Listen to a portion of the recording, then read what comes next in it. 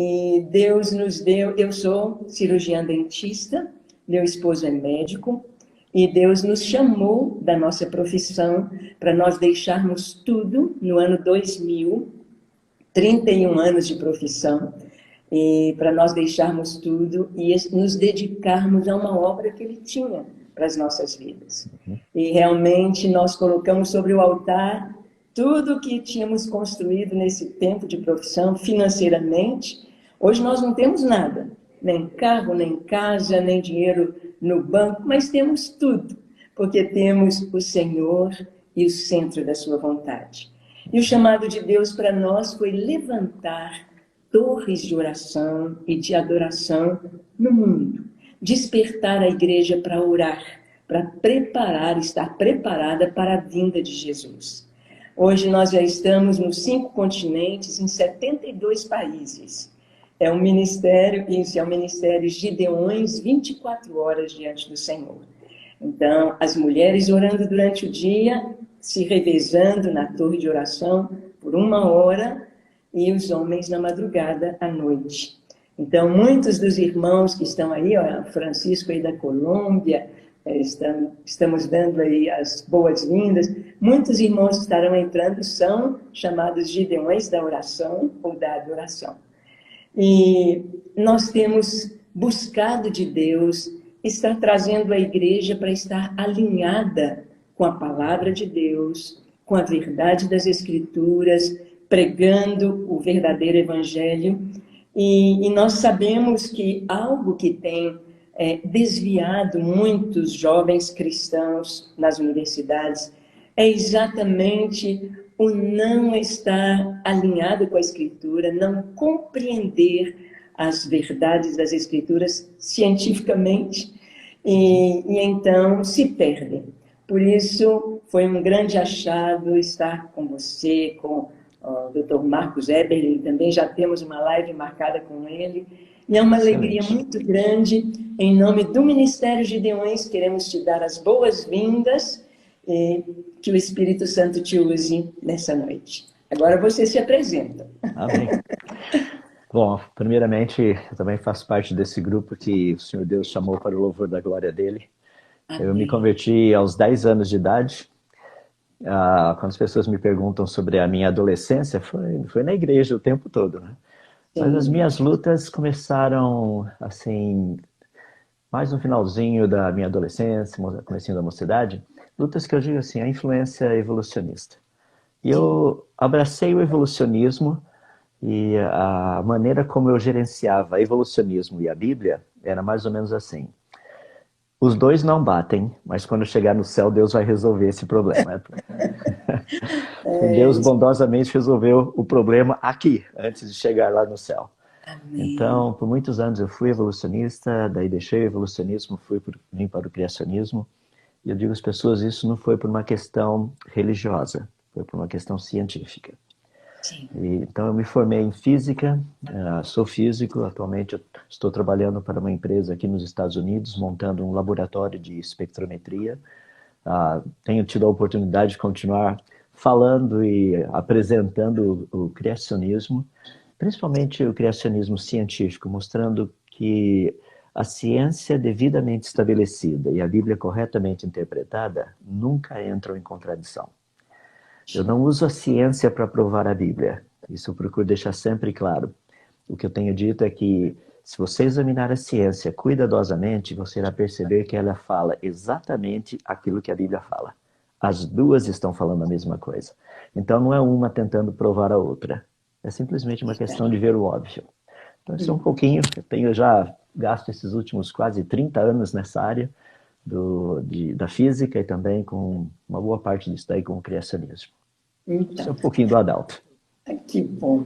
A gente sabe, não é, professor Adalto, que muitas vezes as pessoas tomam a ciência como a última palavra, sem compreender que a ciência está constantemente se reorganizando, acertando o seu prumo. Como cirurgiã dentista, eu me formei aqui pela UFMG há alguns anos atrás, hoje eu já estou com 71 anos, hein? Parabéns, parabéns. Pois é. E eu me lembro que quando eu estudei na universidade, havia um conceito de cárie. Então se dizia que cárie é uma doença de desmineralização do esmalte do dente, produzido por vários fatores, principalmente pelas bactérias cariogênicas, e que era uma doença irreversível. Então, na minha época, cárie, qualquer lesãozinha cariosa, significava broca. Broca, remover a cárie e restaurar o dente.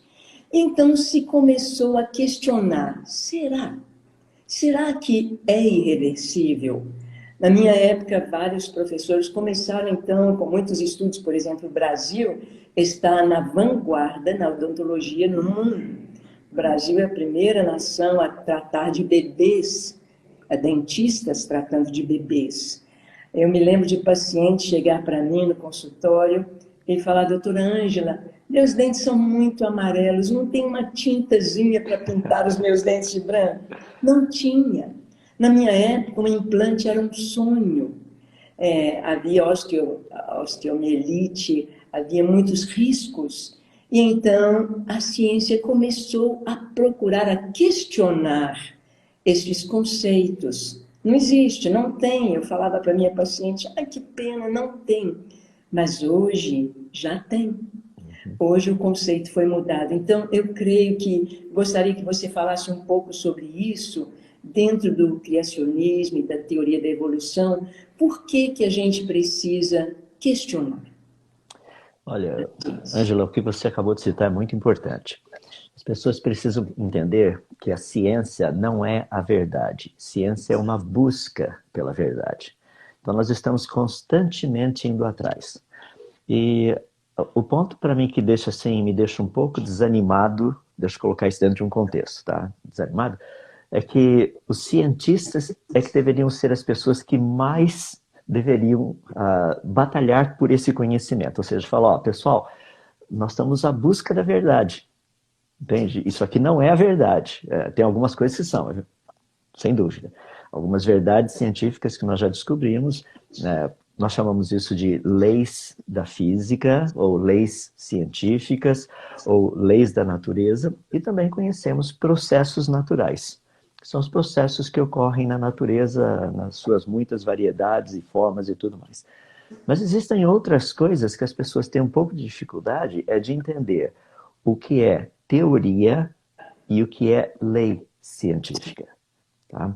Então essa é a discussão toda entre criacionismo e evolucionismo, por exemplo. O evolucionismo ele nos é apresentado como se fosse uma verdade absoluta. Então as pessoas falam assim, por exemplo, vou citar alguns exemplos, que o planeta Terra teria a sua origem há 4,5, 4,6 bilhões de anos atrás. Que o universo teria tido a sua origem há 13,8, 3,7, 3,8 bilhões de anos atrás. Eu quero dizer que isso daí não é um fato. Isso daí, essas duas versões que eu coloquei aí são apenas teorias. Daí a pergunta pode ser que sim, pode ser que não. Estaria certo ou não? Mas infelizmente isso nos é passado como uma verdade, e como uma verdade absoluta.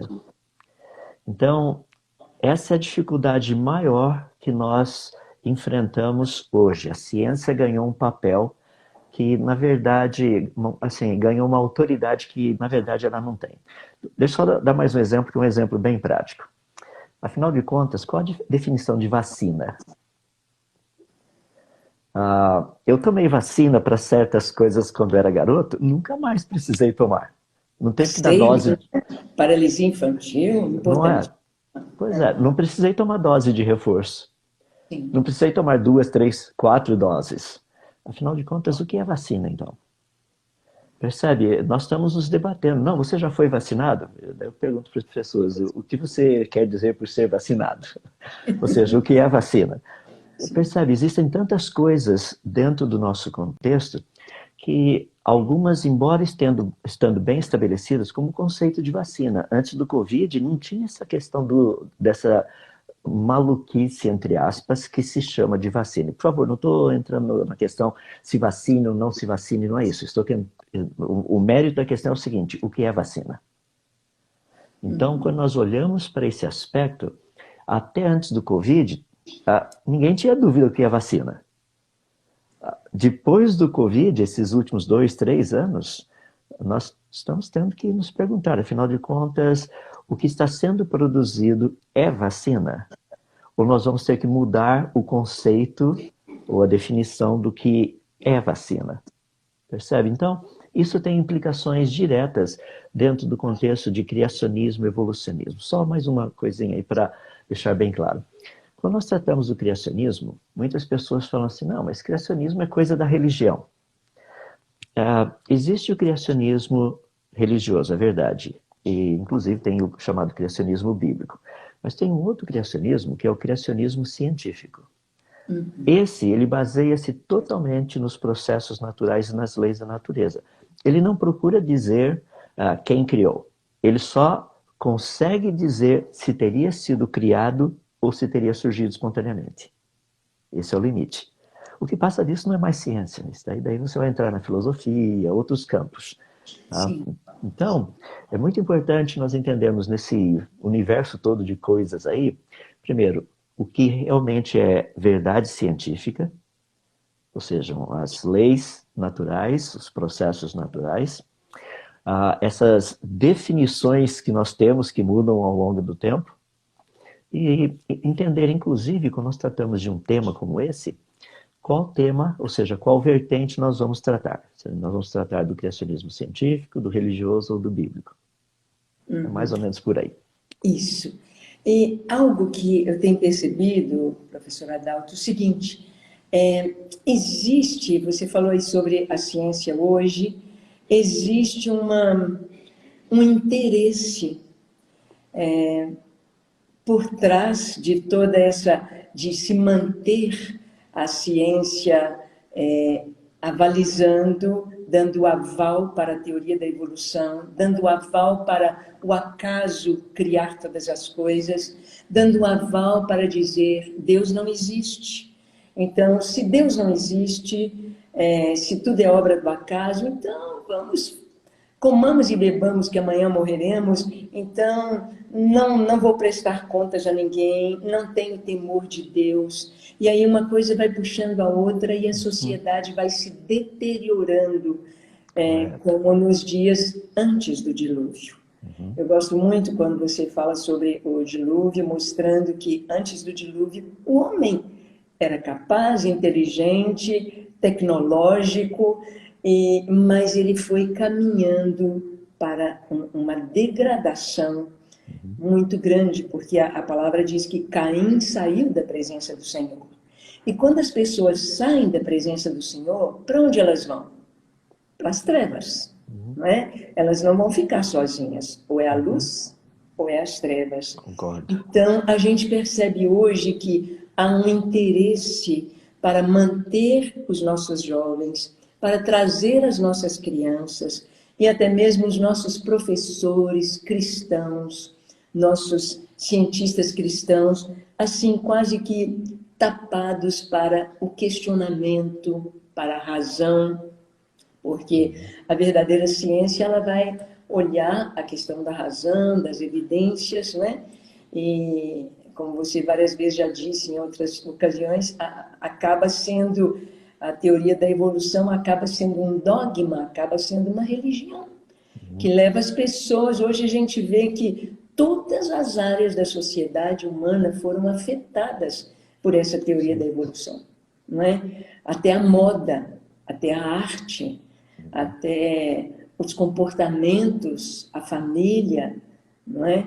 E a gente está vendo até a saúde sendo afetada por essa ideia. Se não há um Criador, se não há uma mente extremamente inteligente que organizou, que criou todas as coisas, então nós estamos aqui, a Deus dará, não é verdade? Então, há um interesse nisso aí. Como que você vê isso? E o que a igreja, o que nós podemos fazer? Quais as perguntas que os nossos jovens que estão nos assistindo podem fazer para ter a verdade diante de si? Tá. Todos nós, todos, sem exceção, temos aquilo que nós chamamos de cosmovisão. é como nós olhamos o mundo, como nós interpretamos o mundo. Deixa eu ver, eu vou dar um exemplo de cosmovisão, assim, bem exagerado, mas mostrar como certas cosmovisões são falsas. Qual é a cosmovisão do ladrão? Qual é o trabalho dele? O trabalho dele é roubar, certo? Esse é o trabalho dele. Então ele vai roubar. Ele sobrevive roubando. Então essa é a cosmovisão dele. Daí as pessoas falam assim, mas peraí, então o ladrão está sendo justificado, porque ele trabalha, o trabalho dele é roubar. Não, peraí, vamos pensar. Olha a cosmovisão do ladrão. Para o ladrão, roubar é errado? Porque ele se baseia nessa cosmovisão. Tá? Fala, não, eu estou providenciando para minha família, eu tenho que ir lá roubar hoje. Se eu não roubar, minha família não come. Então, coisas assim. A pergunta que a gente faz é a seguinte. Para o ladrão, roubar é errado? A resposta é sim. Como que eu consigo provar isso? É só roubar alguma coisa dele, ele vai ter exatamente o mesmo sentimento que eu tenho. Ele vai falar, não está certo, não é justo isso. Como é que pode? Você me roubou aqui. Percebe? Então, nem toda cosmovisão é correta. Quando Deus se revelou a Adão e Eva, ele deu a eles a cosmovisão correta. Ou seja, eles entendiam perfeitamente o que é verdade e o que é realidade. Essas duas coisas andam juntas.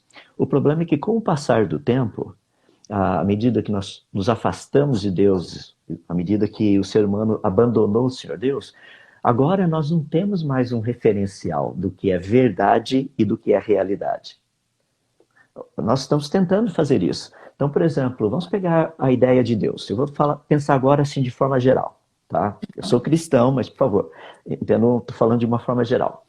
Se o Deus que existe não se revelar, o que nós vamos fazer? Nós vamos ter que imaginar.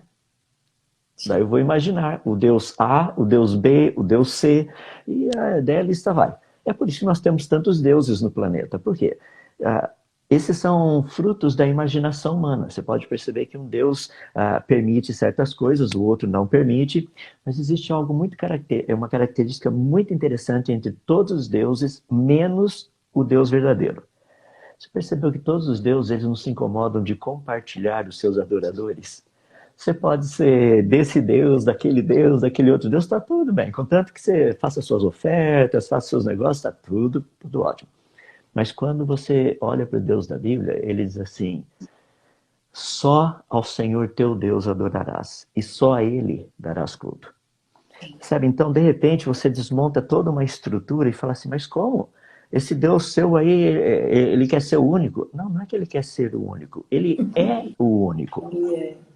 Então, para os nossos jovens, para você que está nos assistindo agora, um ponto fundamental é você definir certas questões básicas. Por exemplo, eu consigo provar que Deus existe? Cientificamente? A resposta é não. Eu não consigo provar que Deus existe. Cientificamente. Deixa eu fazer uma pergunta para você. Algum ateu conseguiria provar cientificamente que Deus não existe? Também não. Percebe? Eu e o ateu temos as nossas certezas baseadas em fé. Ele tem a fé, eu também tenho. O objeto da fé é diferente. Ele acredita que Deus não existe. Eu acredito que Deus existe. Daí as pessoas chegam e falam assim, não, mas então como é que fica? Essa questão da existência de Deus, por exemplo, ela está relacionada com a fé, ela não está relacionada com a ciência. E existem muitos professores por aí tentando convencer os alunos que a inexistência de Deus pode ser comprovada através da ciência. Isso é mentira. Não é possível.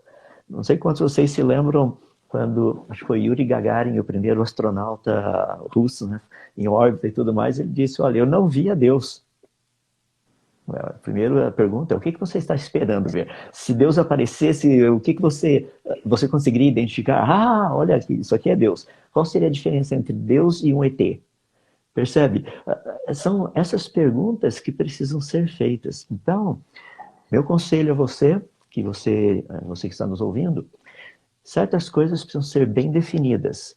E nós precisamos aprender a fazer as perguntas certas para obtermos as respostas corretas. Por exemplo, o caso do ateu, essa discussão se Deus existe ou não, isso não é uma questão científica, isso é uma questão puramente religiosa.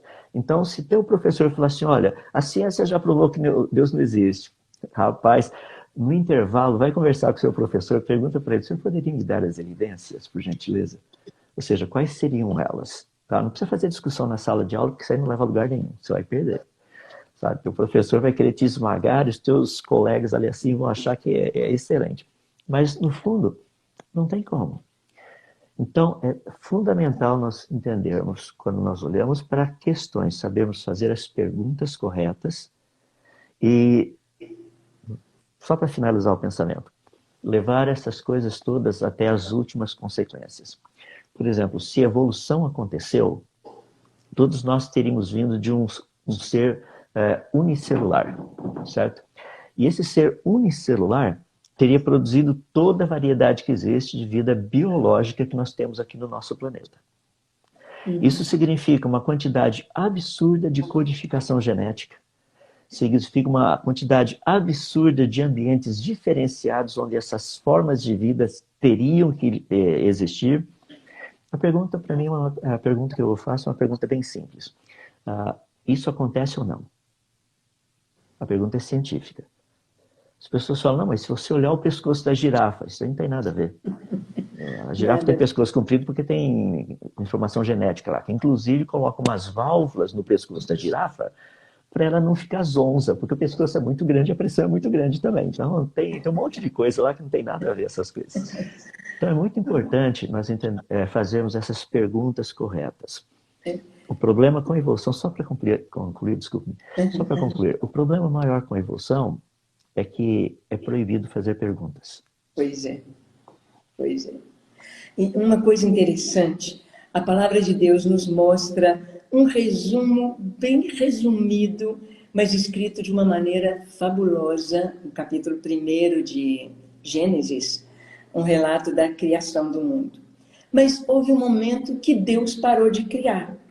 Ele disse, ele descansou. E a evolução, que hora que parou de criar? Que hora que parou? Ou não parou? Posso só fazer uma linha bem interessante? Sim. Para aqueles que acreditam, como eu acredito nas Escrituras, qual foi a proposta que aquele animal fez para Eva para comer do fruto que Deus disse não comerás? Ele falou assim, se você comer, você vai ser o quê? Igual a Deus. Igual a Deus. Posso mostrar a evolução de uma forma mais ampla? Nós teríamos, entre aspas, começado como uma pequena ameba, um serzinho unicelular. Daí nós evoluímos para pluricelular. Daí passamos pelos vários estágios, éramos peixinhos, daí viramos, fomos até chegarmos a ser seres humanos. A evolução parou? Não, a gente vai continuar até sermos o quê? Interessante, né? É a mesma mentira, só que contada de uma forma, assim, com uma possibilidade científica, digamos assim. E as pessoas precisam entender que o que eu falei aqui dá para ser refutado cientificamente. Evolução, a gente refuta cientificamente. E isso é uma coisa, assim, espetacular quando a gente faz essas coisas. Isso. Eu gostaria, assim, que a gente começasse um pouquinho sobre essa questão, assim, do criacionismo científico, das evidências, porque eu gostaria que os jovens, principalmente os jovens que estão nos assistindo, professores, pessoas da área da formação, né, dos nossos jovens, das nossas crianças, pudessem ter todo o orgulho da palavra de Deus, de saber que a palavra de Deus é a verdade e de que ela não está em dissonância com a verdadeira ciência. Então, muitos que podem estar nos assistindo estão com a cosmovisão apenas dentro da teoria da evolução, não estão abertos para ouvir ou raciocinar ou fazer perguntas, mas seria muito, muito interessante para a gente ouvir um pouco sobre o criacionismo científico, trazer estas bases para que os nossos jovens, nossos professores, possam ter essa abertura no entendimento da vida, do planeta onde estamos dessa cosmovisão mesmo cristã, e entenderem que nós não estamos dissonantes com a realidade. Eu vou pegar dentro da área que eu trabalho, porque assim a gente compartilha algo que é bem prático. Eu trabalho com espectrometria. Então, o que nós fazemos é o seguinte, tem um equipamento onde nós pegamos certos, no meu caso, são elementos químicos líquidos, nós colocamos nesse equipamento e esse equipamento aquece essa pequena mistura de gases a 6.000 graus Celsius. Tá? Quando esses elementos químicos, esses líquidos são aquecidos a essa temperatura, os elementos químicos que fazem parte dele passam por processos de excitação e eles emitem luz. Então, é muito legal, por quê? Porque hidrogênio emite frequências específicas de luz. O hélio emite outras frequências de luz. Você pega o oxigênio, outras frequências. Então, é possível saber quais são os elementos químicos que estão naquela mistura. Quando nós pegamos os nossos telescópios e apontamos para as estrelas, nós vemos exatamente as mesmas coisas. Então é possível dizer, naquela estrela tem hidrogênio, tem hélio, tem oxigênio, tem ferro, todas essas coisas. Por quê? Porque essas frequências de luz, frequências que a gente chama do espectro, são específicas de elementos químicos. E quando nós medimos a intensidade, a gente sabe até quanto tem naquela estrela. Olha que coisa interessante. O universo, ele teria sido criado, ele teria surgido espontaneamente. Se o universo tivesse surgido espontaneamente, as estrelas mais distantes, eu digo, não vamos pegar nem estrelas, eu chamo assim, os objetos que emitem luz, os mais distantes, eles deveriam emitir luz vindo de lá para cá, só que tivesse hidrogênio. Talvez um pouquinho de hélio, mas só hidrogênio. Agora, seria impossível você pegar objetos luminosos que estão a 13 bilhões de anos-luz e você encontrar oxigênio, ferro, carbono, nitrogênio, todas essas coisas. Não teria dado tempo ainda para tudo isso surgir. Mas é exatamente isso que a gente encontra. Ou seja, nós encontramos corpos celestes extremamente distantes que têm praticamente a mesma composição química do nosso Sol. Se esses corpos distantes, logo no início, eles já tinham tudo isso, ou seja, o universo já teria um corpus desse jeito, hoje nós não teríamos mais universo se ele tivesse bilhões de anos. Tudo já teria morrido. Ou seja, a evidência aponta que o universo foi criado pronto. Isso a gente prova cientificamente, através de espectrometria. Você não tem noção do quanto a gente está aguardando ver o novo telescópio que foi colocado em órbita agora dia 24, quer dizer, foi lançado dia 24, já está em órbita, eles já estão fazendo os ajustes finos do web, para aqueles que quiserem acompanhar. Nós vamos ver um pouquinho mais do que está acontecendo logo no início do universo. Agora, as pessoas me perguntam o seguinte, tá, tudo bem. Então, os elementos químicos presentes nos corpos celestes há bilhões de anos-luz são praticamente os mesmos que as mesmas quantidades e proporções, e até mesmo os mesmos elementos que nós encontramos nas estrelas da vizinhança por aqui. Correto.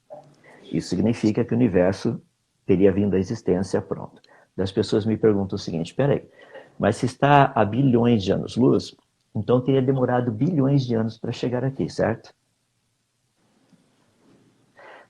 Como que a gente consegue provar isso? Se sim ou se não. Dá para provar? Claro que dá. E dá para provar cientificamente. Essa que é a parte mais interessante ainda.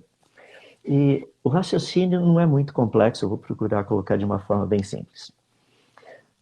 Imagina se nós pudéssemos voltar atrás 10 anos. Tá? Então, entrar no túnel do tempo. E você fosse me ver nesse túnel do tempo. Então, você iria me ver como eu era 10 anos atrás. Eu seria como esse jovem de 18 anos dentro desse corpo de 63. Não.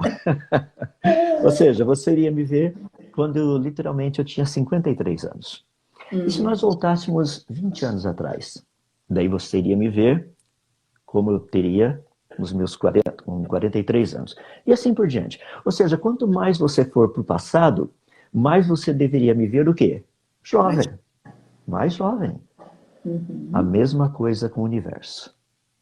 Se nós olharmos em direção ao passado, você fala, mas como que a gente consegue ver em direção ao passado? É cada vez mais distante. Se a gente for cada vez mais distante, vai demorar mais para a luz chegar até aqui, certo? Só tem um problema, que quanto mais nós olhamos para o passado, o universo não fica mais jovem. Ele fica exatamente do mesmo jeito. Como conciliar isso? Independente da distância das galáxias estão próximas, como a galáxia de Andrômeda, que está a 2,5 milhões de anos-luz de distância, e você tem galáxias que estão a milhões e até bilhões de anos-luz de distância. Mas quando nós olhamos para essas galáxias, todas elas têm aparência madura. Madura significa o quê? Tem os mesmos elementos químicos que nós encontramos na nossa galáxia, com as mesmas proporções, as mesmas quantidades. Ou seja, bilhões de anos teriam se passado e nada teria acontecido? Como é possível isso? Porque se no começo já haviam galáxias maduras, hoje não existiriam mais galáxias. Todas já teriam morrido. Eu estou pegando isso daí só para mostrar que, cientificamente, nós temos duas coisas espetaculares aí. Primeiro, a evidência científica diz que o universo foi criado, foi trazido à existência pronto. E o segundo, que é o mais complicado de todos, é que ele foi trazido pronto com a luz chegando em todas as direções simultaneamente. É por isso que a gente vê o universo do jeito que a gente vê. Se isso não tivesse acontecido, ao olharmos para o universo, quanto mais distante nós olharmos, mais jovens seriam as estrelas, as galáxias. Não é a evidência. É interessante que Deus disse, haja e houve. Deus traz à existência o Sol, ele traz a evidência, a existência, desculpe, o Sol, a Lua, inclusive as estrelas. E foi fascinante que ele fez isso no quarto dia. Muito legal. Por isso que a gente olha aí e fala assim, rapaz, o universo tem cara de pronto. Pronto. Ah, pronto. A ciência diz isso, a Bíblia diz a mesma coisa. É lindo demais. Eu estou vendo algumas pessoas aqui trazendo algumas perguntas, alguns que não entendem muito bem a expressão criacionismo científico. Então, achando que falou em criacionismo, é religião, criacionismo só tem o bíblico. Fale um pouquinho, professora Adalto, sobre criacionismo científico. Deixa eu começar dando um exemplo. Eu estou segurando aqui um desses pequenos coisinhos de memória, tá? De câmera fotográfica, de computador. Isso aqui teria sido criado ou teria surgido espontaneamente? Como que eu sei que ele foi criado? Deixa eu pegar um outro. Meu óculos. Tem outro óculos aqui. A lente desse óculos, ela teria sido criada ou ela teria surgido espontaneamente? Porque é vidro. Vidro nada mais é do que areia com bastante calor. Estou colocando de uma forma bem simples assim. Tá? Ou seja, será que não caiu, não deu um raio lá na praia, não? E a temperatura foi tão alta que teria produzido a lente do meu óculos? Daí alguém foi lá, só pegou a lente e falou, que ótimo, vamos colocar aqui. Quando nós falamos do criacionismo, o criacionismo científico, ele não procura demonstrar que Deus existe ou que Deus teria criado o mundo. Porque o papel da ciência, que não deveria existir esse criacionismo científico, nada disso. O papel da ciência é só provar se algo foi criado, se teria surgido espontaneamente. Só isso. Nada mais do que isso. Só que é necessário dar um nome para quem trabalha dentro dessa linha de raciocínio. Ou seja, todos deveriam ser criacionistas dentro desse contexto que eu estou propondo aqui. Ou seja, nós vamos pesquisar para saber se isso foi criado ou se teria surgido espontaneamente. Apenas isso. Mas daí, se foi criado, daí quem criou? Falei, meu amigo, agora você vai procurar descobrir. Dentro da ciência, nós já conseguimos provar que foi criado. Quem criou, a ciência não consegue. Então vai pesquisar, daí conta pra gente depois. Percebe? Essa dinâmica do criacionismo, o que é o criacionismo científico, as pessoas tentam colocar como se isso fosse religião. É por isso que a palavra criacionismo, ela não é uma palavra religiosa. tá? Criação vem praticamente de criar, e esse ismo que a gente vê no final é uma filosofia, maneira de pensar, uma escola de pensamento. É como nós encontramos no ateísmo. É o mesmo ismo do final, ou seja, ateísmo é muito interessante porque é não Deus. A não theos Deus. Então, não Deus. Ou seja, é uma filosofia, é uma maneira de pensar. Dentro do criacionismo científico, a proposta é bem simples. Processos naturais e leis da natureza não teriam trazido à existência o que nós encontramos ao nosso redor. Ponto.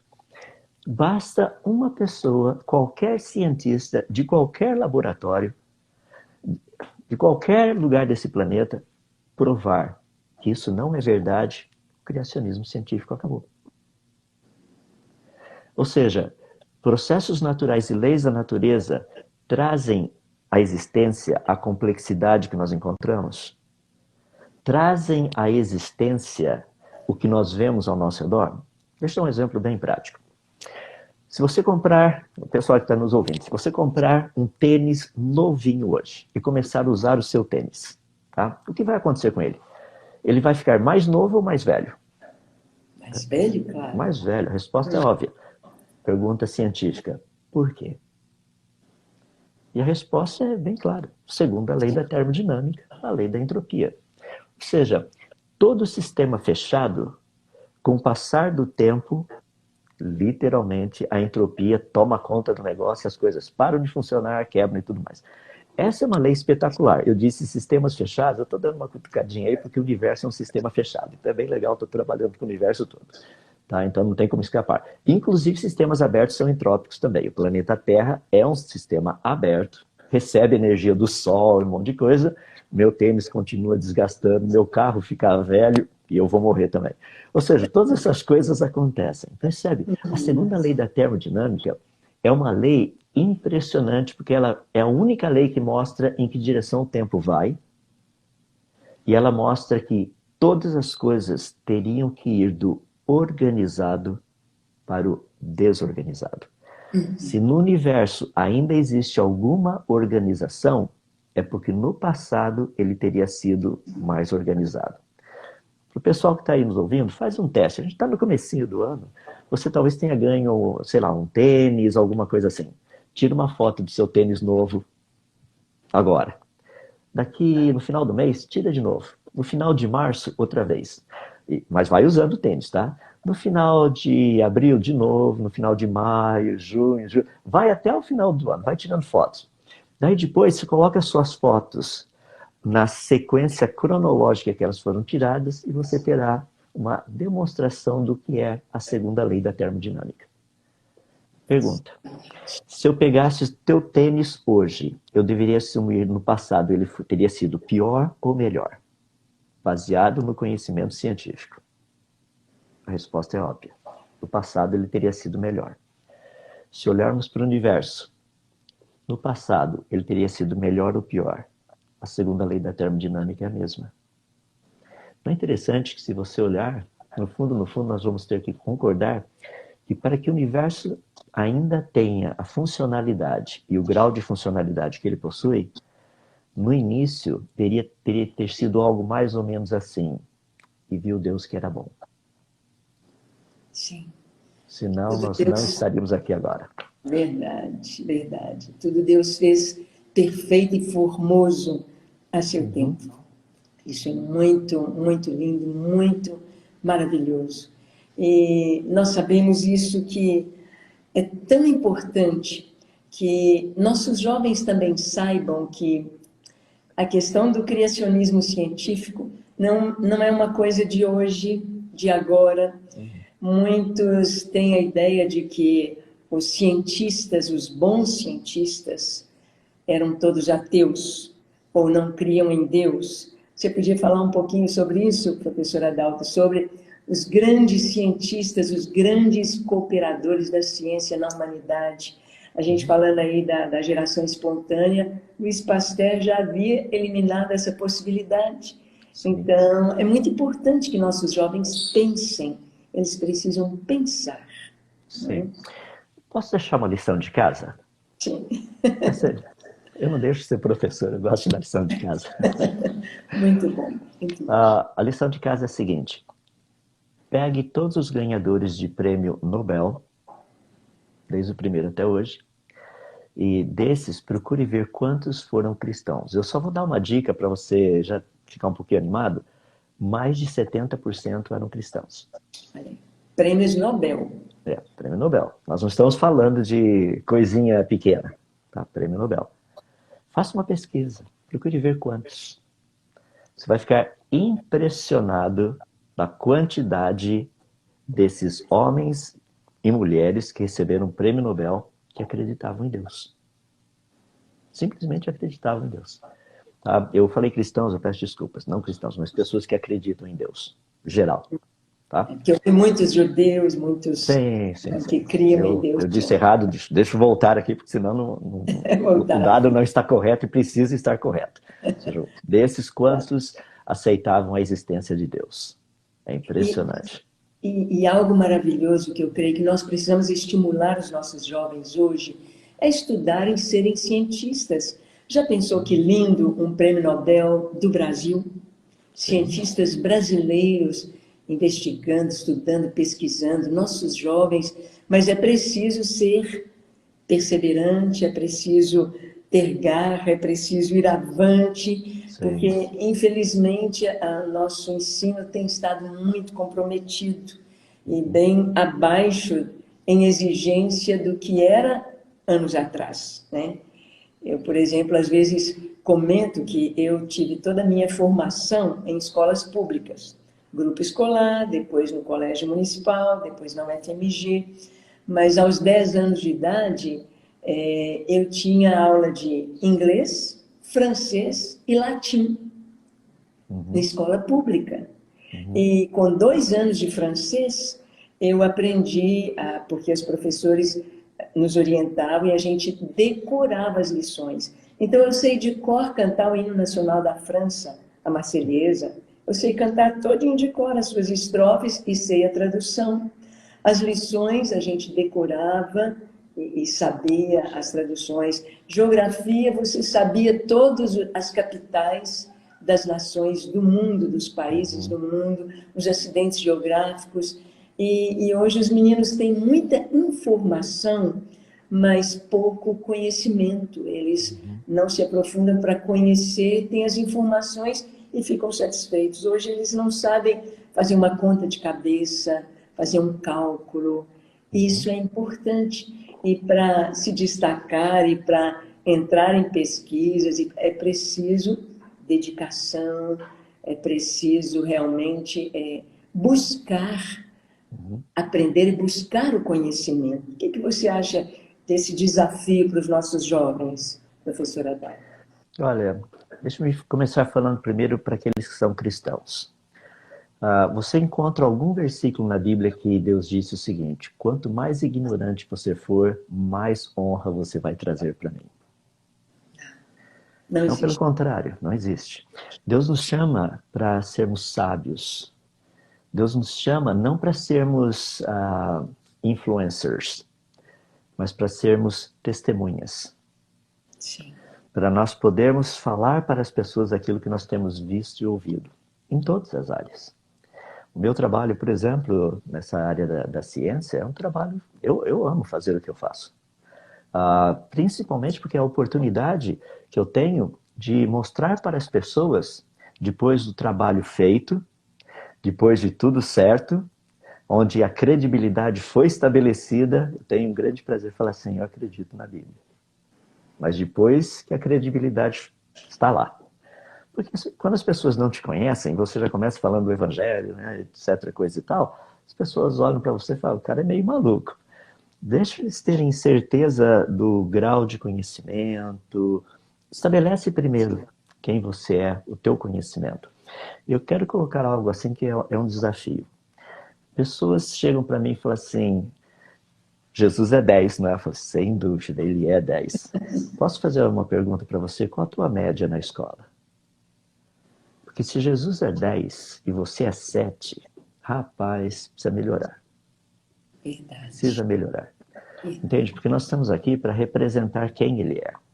Não adianta você querer evangelizar teu professor, até mesmo os teus colegas, quando as tuas notas são baixas. Eu até brinco com o pessoal, se a tua nota, sua média é abaixo de 7, rapaz, ó, fica quieto, não fala nada para ninguém que você é cristão. Não envergonhe o reino, não, por favor. Nem o rei. Ou seja, vamos olhar o lado positivo, tá? Conhecimento é algo espetacular que Deus nos deu. É uma oportunidade que você tem nessa vida. Tá? De conhecer, de aprender, de saber, de poder desenvolver coisas, fazer coisas. Por exemplo, eu tenho uma filha, semana passada, um mês atrás, ela me passou algo muito interessante. Falou, pai, vai aqui uma definição de trabalho para o senhor. Tá bom, vamos ver. E ela é professora também. Sim. A definição de trabalho. Trabalho é transformar caos em beleza e funcionalidade. Oh, que lindo. Não é legal? Que lindo. É isso que eu faço o tempo todo. Eu pego um caos lá naquela empresa, tenho que transformar isso em beleza e funcionalidade. Sim. Sabe? Quando nós ganhamos essa visão, quando nós ganhamos esse tipo de pensamento, a nossa maneira de fazer as coisas muda. E é por isso que eu desafio você que está estudando, não se limite só àquilo que a escola está oferecendo. O que a Ângela falou é muito importante. Vocês já ouviram falar do teste PISA? O teste PISA é um teste feito avaliando a qualidade da educação dos países. 2018 foi o último deles, 2021 teve, mas não saiu o resultado ainda. Estou aguardando para ver, deve sair logo, logo. Até o final do ano sai. O de 2018... haviam quase 80 países que participaram desse teste e nós ficamos, se não me falha a memória, entre o quarto ou quinto penúltimo, lá embaixo. Então, se você acha que você está recebendo uma boa educação, está na hora de acordar. Você fala, nossa, mas o que eu posso fazer? Vou compartilhar com você o que eu fiz. Tá? Sabia quando eu fui para a universidade, eu estudava antes, eu não estudava depois. Eu ia para a sala de aula já sabendo o que o professor ia ensinar. Isso. Ali era a hora só de fazer o quê? Esclarecer as dúvidas. Ou seja, estude antes. Se você estuda só para passar na prova, rapaz, sabe o que vai acontecer contigo? Você já foi reprovado. Você pode até ter um diploma. Pode ter. Mas você nunca vai ser essa pessoa que a Ângela acabou de citar para a gente, sabe? Uma pessoa que vai poder fazer a diferença. E essa é a minha expectativa para essa geração, sabe? Vocês. Porque, olha, eu tenho conversado com vários jovens, o que eu tenho feito até aqui, essa questão do criacionismo. Já viu corrida de bastão? Você pega, primeiro sai correndo, passa o bastão para o segundo sai correndo, passa para o terceiro. Espera aí, imagina só, se você está correndo, passa o bastão, ele tem que voltar onde você estava e começar tudo de novo, você não chega em lugar nenhum. É por isso que tem um grupo muito grande de homens no nosso país, nós estamos passando o bastão para vocês. Até onde nós chegamos. Agora é de vocês pegarem esse bastão e ir muito mais à frente do que nós já fomos. Muito mais. E olha, estou torcendo por vocês. Sabe? Porque é isso que deveria acontecer. Eu queria também, professor Adalto, nós começamos aqui com o nosso ministério, a REBEC. REBEC é Rede Brasileira de Educadores Cristãos. Exatamente trazendo os educadores cristãos, não estou dizendo evangélicos, mas cristãos, todos educadores cristãos que amam ao Senhor, que creem na palavra de Deus, a terem o desafio de levantar os jovens, de levantar os adolescentes, levantar as crianças, de despertar para isso, para uma educação mais fina, mais elaborada, mais acima da média ou da mediocridade. Né? Esse estímulo, esse desafio. Eu sei que nós temos vários professores que estão conosco nesta live e eu gostaria assim, de uma palavra sua como professor, como mestre, como professores aqui no Brasil, o que nossos professores podem fazer para estimular os nossos jovens, para despertar neles o desejo de aprender e de defender a sua fé, não por defender a fé dizendo eu sou um cristão e vou defender a minha fé, mas trazendo a luz da verdade para as pessoas que estão ao seu redor, porque há muitos professores que vão dar matéria, assim como muitos universitários cristãos vão aprender certas coisas só para responder na prova e passar de ano, mas aquilo não traz consistência, não traz conhecimento. Então, o que nossos professores poderiam fazer, desde os que estão com as creches, o ensino fundamental, o ensino médio, o ensino acadêmico superior, o que você traria para os nossos mestres como um desafio aqui no Brasil, professora Adal? O primeiro, eu gosto de ser bem prático nessa área. Imagina que um dos seus alunos, com certeza, será o futuro presidente do Brasil. Como você gostaria que ele fosse? Lembra que é você quem vai dar todas as ferramentas para ele, é você quem vai dar a instrução que ele precisa para quando ele chegar lá, ser aquele homem que você gostaria de ter como presidente. Ou a mulher, ou seja lá quem for. Tá? Deixa eu deixar claro, homem ou mulher, tá?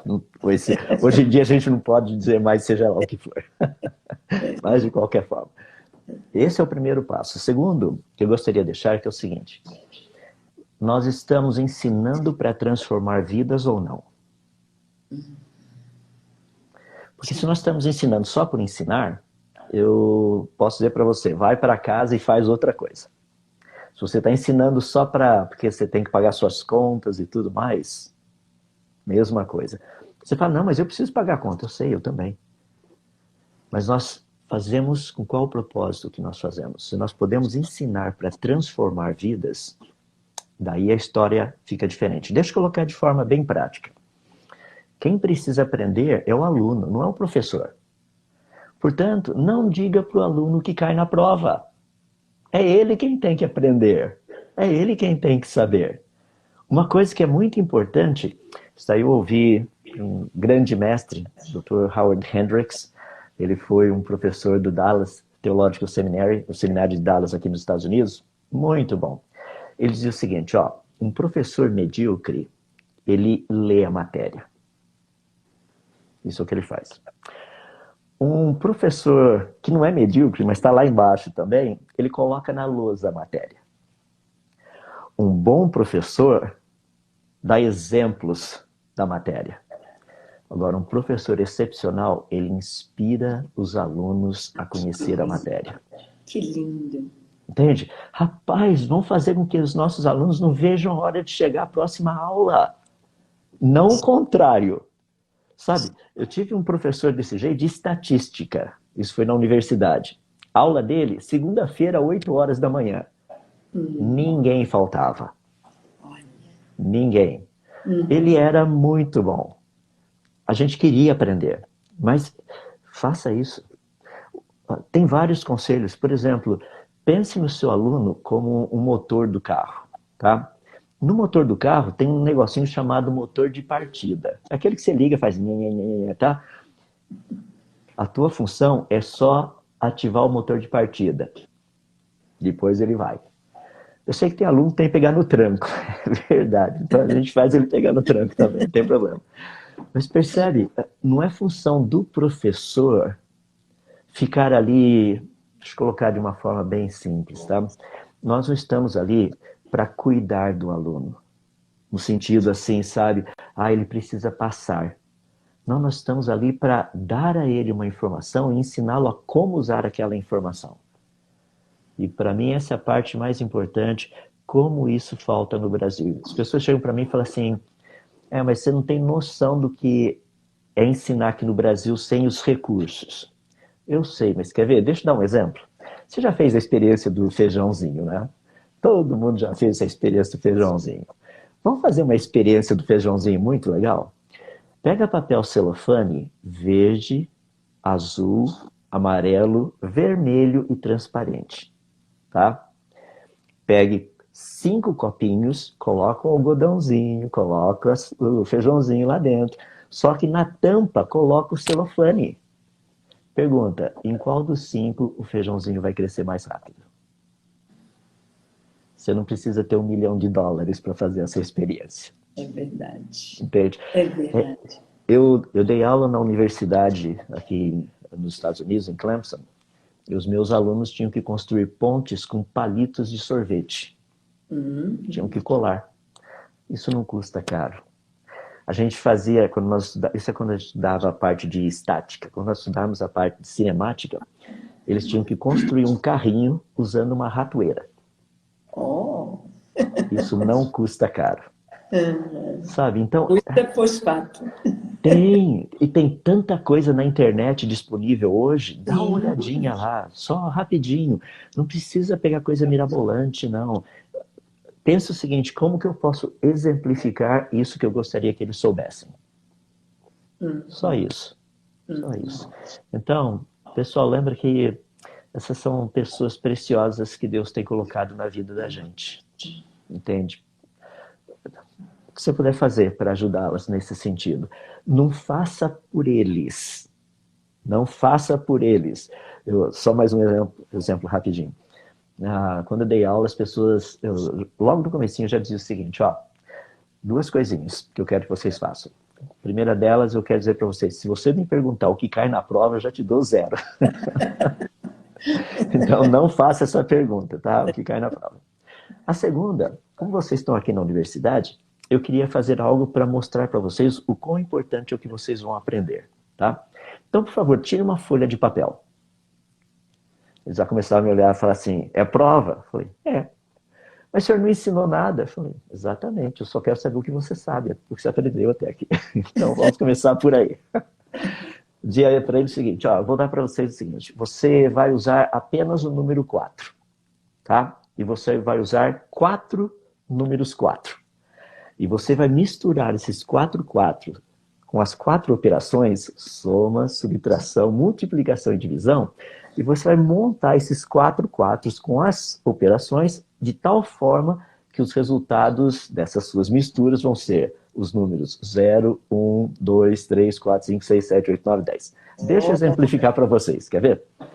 44 menos 44. Quantos 4 eu tenho aí? Tenho 4 quatros. 44 menos 44 dá quanto? Dá 0. Já sabe o primeiro, tá vendo? Deu 0. Agora vamos fazer o segundo. Vamos pegar o 1, que é fácil também. 44 dividido por 44 dá quanto? Dá 1. Agora vamos fazer um que é mais difícil lá no finalzinho. 44 dividido por 4 dá quanto? Dá 11. Menos 4 dá 7. Falei, tá vendo? Você já fez o 0, o 1 e o 7. Como são 11 possibilidades, do 0 até o 10, eu já te dei 3. Então você já tirou 3 na prova. Olha que legal. Agora você só faz as outras. Sabe o meu desânimo? Esses seriam os nossos futuros engenheiros, médicos, advogados. Geralmente eles faziam talvez 1 ou 2 mais. Sabe por quê? Porque eles nunca aprenderam a pensar. Eles aprenderam a dar respostas, mas não a pensar. Então eu falava para eles, essa classe vai ser para aprender a pensar. Se você quiser desistir dela, pode desistir agora. Mas que vocês vão sair daqui pensando, vocês vão, sem dúvida.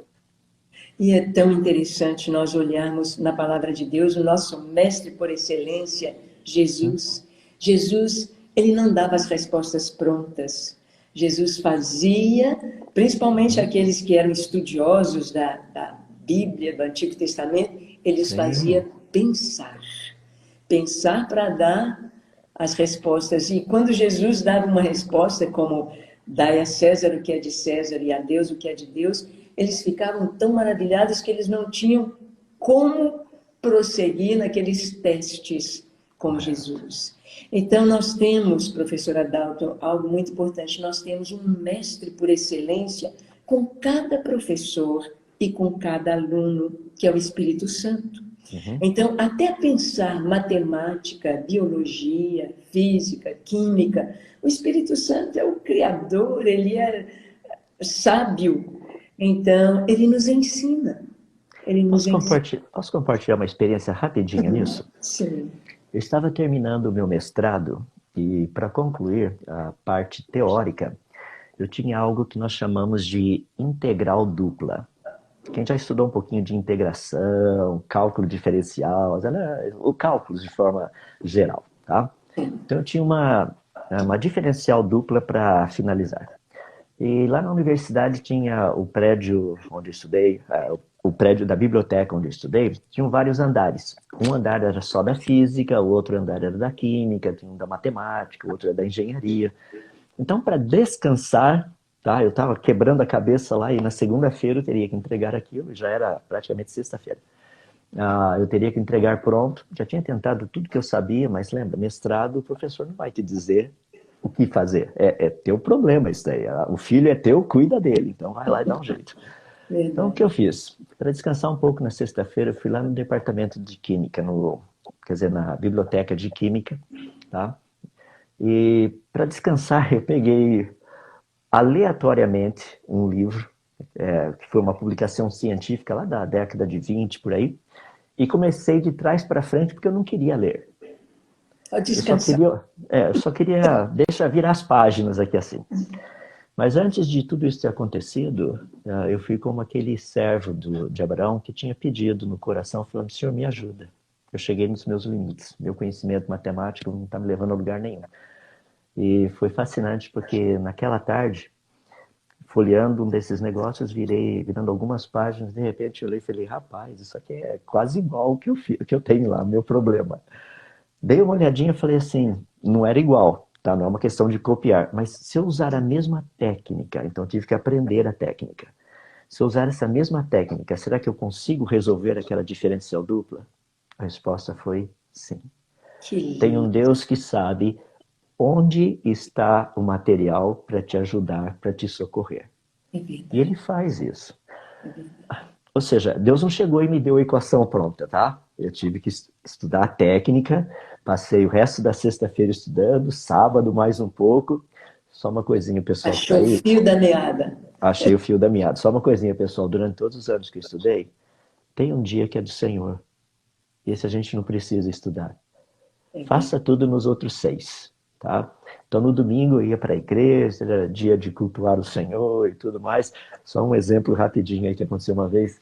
Tinha preparado toda uma lição na universidade e minhas filhas pegaram toda a minha lição, que eram quase 20 páginas de cálculos matemáticos, e pintaram o negócio todo.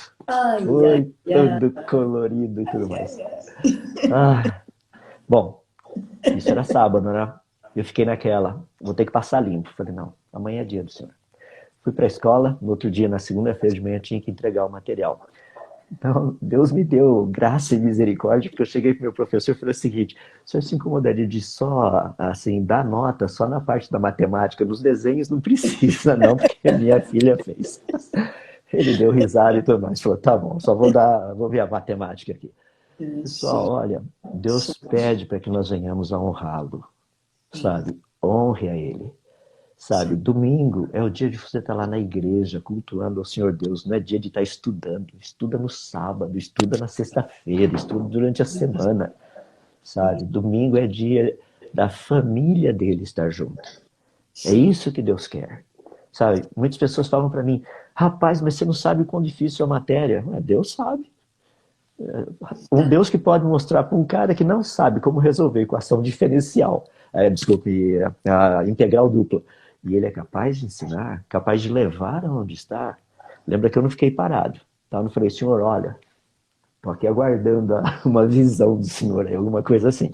Ele poderia ter feito isso, poderia, mas normalmente ele não faz. Ele leva a gente onde está a resposta. Pessoal, é muito legal. Então fica aí um desafio, sabe? Da gente viver para o louvor da glória dele mesmo. Amém. Isso faz toda a diferença. Quanta coisa nós estamos guardando através dessa live. O pessoal que está colocando aí, pode ficar tranquilo que ela vai estar salva. E nós também queremos colocar no YouTube, porque é muito precioso. Eu estava sonhando com esse tempo de estar com o professor Adalto. Gostaria muito um dia, se Deus quiser, nós vamos ter um evento aqui na Lagoinha. Queremos trazer você, trazer o Marcos Eberlin também. Em nome de Jesus, vamos prazer. Vai ser muito bom, porque nós precisamos precisamos trazer para os nossos jovens esse desafio maravilhoso e de saber que a palavra de Deus, ela é a verdade. Então, o mundo passa, a sua concupiscência passa, nós estamos arranhando o conhecimento. Ai, quem somos nós diante do conhecimento do Senhor e da sua palavra? Nós estamos só arranhando a superfície do conhecimento do que Deus fez, do que Ele é e da capacidade dele.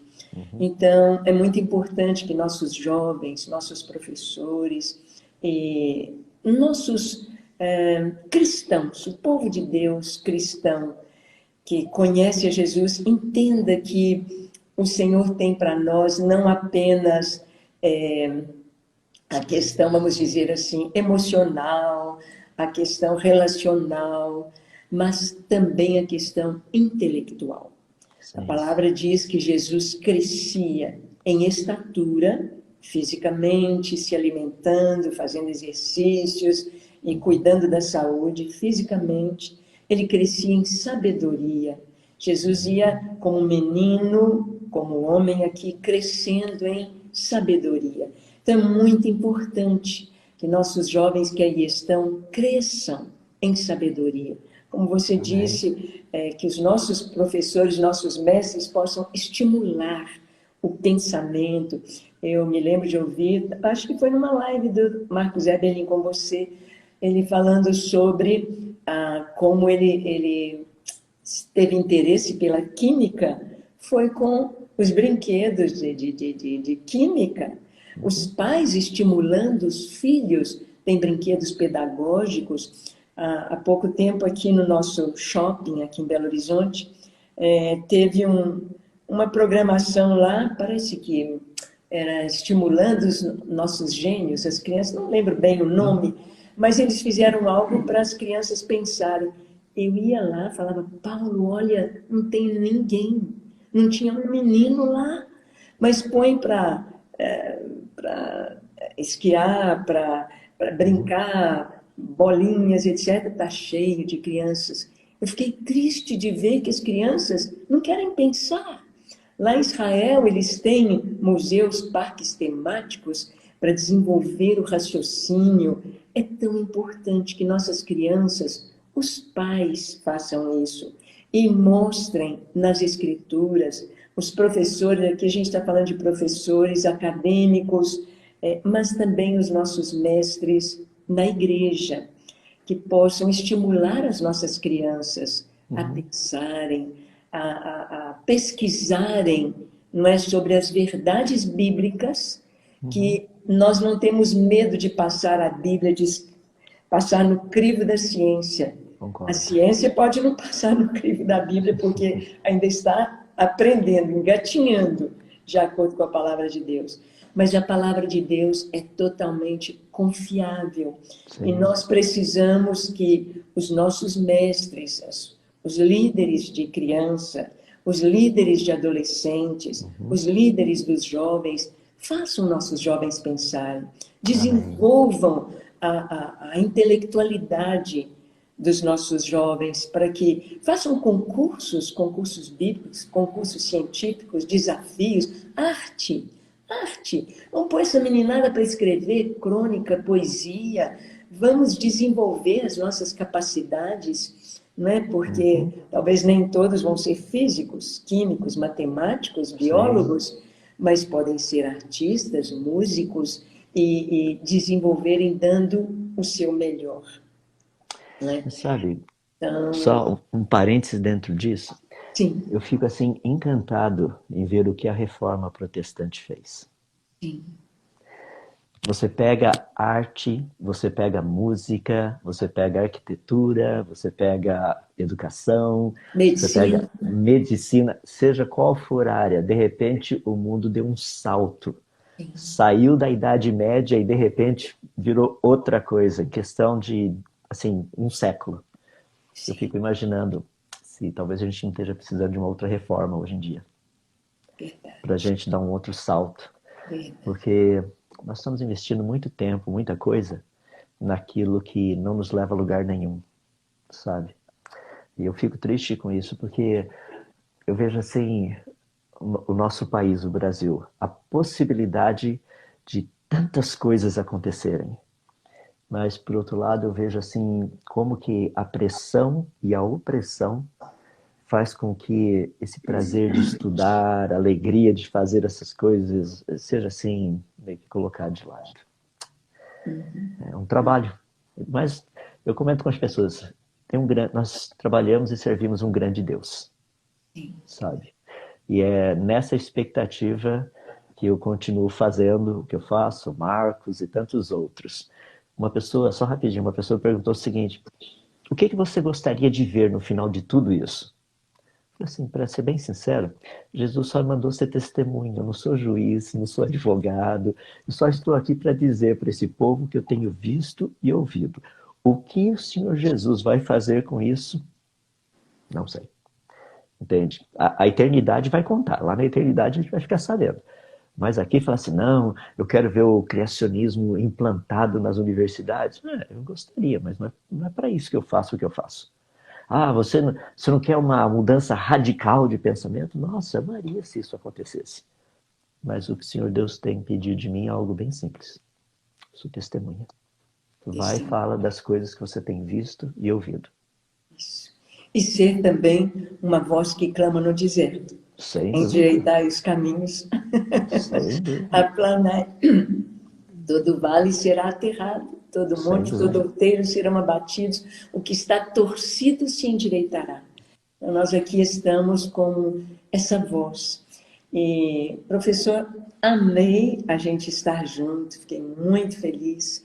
Eu vou querer que você dê um fecho nesta live, antes de nós orarmos, e trazendo uma palavra, porque aqui nós temos pastores, eu estou vendo aqui pessoas de outras nações, já vi aqui Luxemburgo, já vi Colômbia, já vi Portugal, já vi aqui várias pessoas queridas aqui do Brasil, várias pessoas, e eu gostaria, assim, da gente trazer uma palavra, nós já falamos aqui para o ensino, para as crianças, para os pastores, para os líderes, para a família, para cada cristão e também para aquele que está assistindo e ainda não teve uma experiência com o Senhor.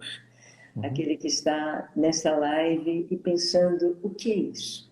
Criacionismo científico, Bíblia, e aonde que isso nos leva? E eu gostaria que você desse, então, um fecho nessa palavra: o criacionismo científico, a teoria da evolução, a nossa cosmovisão, a cosmovisão bíblica de Deus para este tempo. Uma palavra para cada um de nós. Com você. Vamos lá, tentar resumir tudo isso daí. Estou querendo te pegar com mais tempo, né? Estou vendo. Olha, para todos vocês aí, para os pastores, aquela palavra de Paulo, quando ele fala para Timóteo, ele diz assim, olha, ninguém despreze a tua mocidade. Pelo contrário, seja o padrão dos fiéis, e ele nos diz onde ser esse padrão. Sim. E isso é o que Deus espera de todo pastor, não só do Timóteo, mas de todos aqueles que pastoreiam. E ser o padrão. Ou seja, é um trabalho difícil ser o padrão. Porque você literalmente, só rapidinho, eu trabalho numa empresa onde certos equipamentos sofisticados precisam ser constantemente checados para ter certeza que, por exemplo, uma fita métrica, você precisa ter certeza que aquela fita métrica está medindo certinho o negócio, não está medindo nem mais nem menos. Está aferida. Está aferida, exato, obrigado. Essa palavra que eu estava procurando, não estava achando. Aferida. Então, é muito importante lembrarmos que quem está na liderança geralmente literalmente isso, você é o padrão. Ou seja, é por você que as pessoas vão olhar e falar, nossa, ele é parecido com Jesus, é assim que eu quero ser. Sabe? Olha, a maneira dele pensar é parecida com Jesus, é assim que eu quero ser. Então, essa dinâmica é muito importante. Então, eu digo aos pastores, por favor, estude a palavra com interesse, com avidez, gaste tempo, mas estude outras coisas também. Leia. Porque vão te fazer perguntas que talvez você fale, nossa, de onde veio isso? Entende? E a Bíblia diz que nós devemos estar preparados para dar razão da esperança que há em nós. Isso não significa que nós devemos saber tudo. Várias vezes me perguntaram coisas e eu tive que dizer, ó, não tenho a menor ideia, vou procurar saber, te respondo. Entende? Então, para os pastores, procure, abra um pouquinho mais o leque, mas lembra que a função principal é conhecer a palavra dele, do nosso Deus, ali dentro. Para os pais, meus queridos pais, a responsabilidade de educar os filhos é nossa. Não é da escola. Nunca foi. Não é tão legal se seu filho chegar em casa e falar, pai, eu não sei resolver esse problema aqui. Em vez de você falar assim, fala com a sua mãe. Você que é pai, pega e dá uma olhadinha. Se você não souber, não tem problema. Fala para o seu filho, olha, eu não sei como resolver isso. Vamos procurar juntos. Vamos dar uma olhadinha juntos. Vamos ver como resolve isso daí. Não resolva para ele. Porque não é você o aluno. Ele é o aluno. Mas você pode apontar o caminho. E ele vai aprender a como fazer isso. Então, pais, incentivem os seus filhos. Ajudem-nos. Sabe qual a melhor maneira de incentivar o seu filho? Sendo exemplo. Você quer que seu filho leia? Leia você. Leia bastante. Leia um montão. Tenha muitos livros. Só entre parênteses, eu tenho uma pequena livraria, uma pequena biblioteca, não livraria, biblioteca, de um pouquinho mais de 2.000 livros.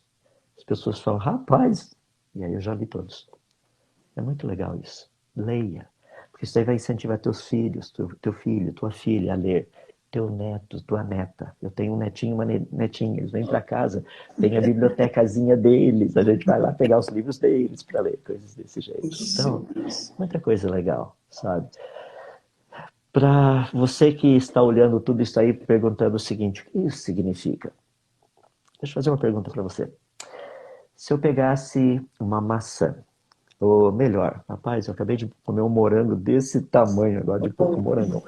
Se eu pegasse esse morango, comesse esse morango, e perguntasse para você, qual o sabor do morango? O que você iria dizer? Não sei, eu não comi. Exato. Experimente. Experimente. Se você não gostar, tudo bem. Sabe? Eu acho que se você experimentar, você não vai largar. Eu acho, não, tenho certeza. Sim. Sabe? Porque é espetacular. Quando Deus nos convida para experimentarmos um pouquinho dele, a gente fica assim impressionado em quem ele é. O caminho nem sempre é fácil. Nem sempre. Não estou dizendo, não quero que você imagine que esse caminhar com Deus é um mar de rosas. Pelo contrário, às vezes a gente vai embaixo nos espinhos por um bom tempo ainda, sabe?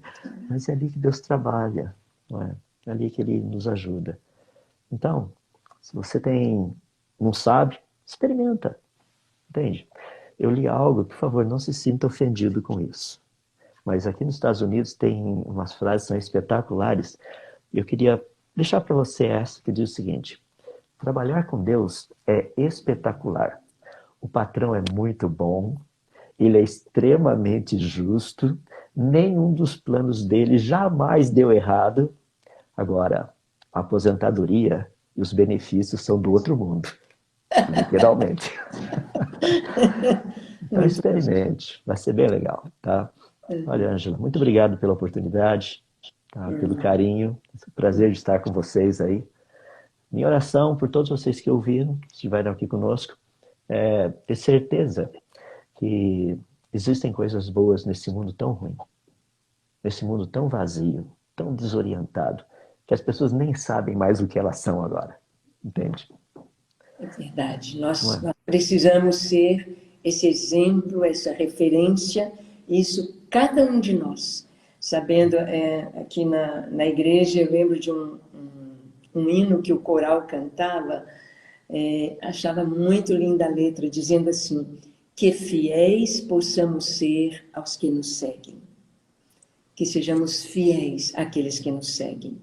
Porque nós precisamos conduzir os nossos filhos, conduzir esta geração, como você falou aí da corrida de bastão, que nós possamos, olhando para o Senhor, olhando firmemente para o autor e consumador da fé, Jesus. Em troca da alegria que lhe estava proposta, ele suportou a cruz, ele fez o que ele tinha de fazer, ele viveu o que ele tinha de viver, ele cumpriu o propósito diante do Pai, e Deus lhe deu um nome que está acima de todo nome. Então, a nossa alegria, professor Adalto, muito grande de estarmos juntos, e de você poder compartilhar, dando testemunho, dando exemplos de vida, e mostrando e trazendo esses desafios para os nossos jovens, nossos professores, nossos pais, nossos líderes, nossos pastores, e que nós possamos mesmo trazer esse desafio para este tempo, a esperança. A esperança. A esperança para todos aqueles que creem no Senhor, que confiam no Senhor, a alegria, a firmeza, e uma expressão que você usa muito, é maravilhoso, é fascinante. Seguir o Senhor, ler a sua palavra, obedecer a sua palavra e experimentar o Senhor. Gente, a todos vocês que estiveram conosco, nosso muito obrigado, que Deus abençoe cada um, os que irão assistir depois, sejam abençoados em nome de Jesus.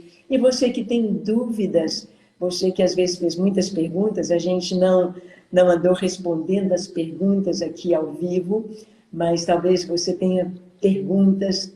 Em primeiro lugar, Deus tem a resposta para todos nós. Você pode falar diretamente com o Senhor, Ele vai trazer ao seu coração a paz e o entendimento.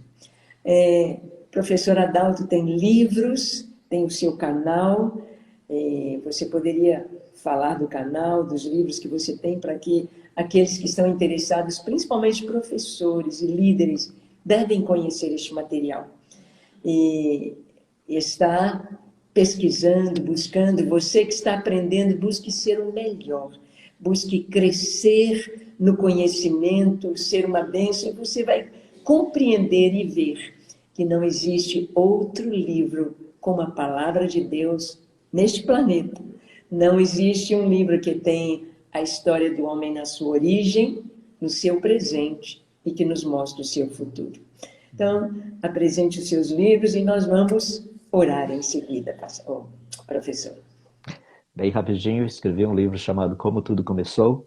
Ele trata do criacionismo científico, a ideia toda. Escrevi um outro livro também chamado Gênesis 1 e 2, A Mão de Deus na Criação. O que um físico pode falar a respeito desses dois primeiros capítulos.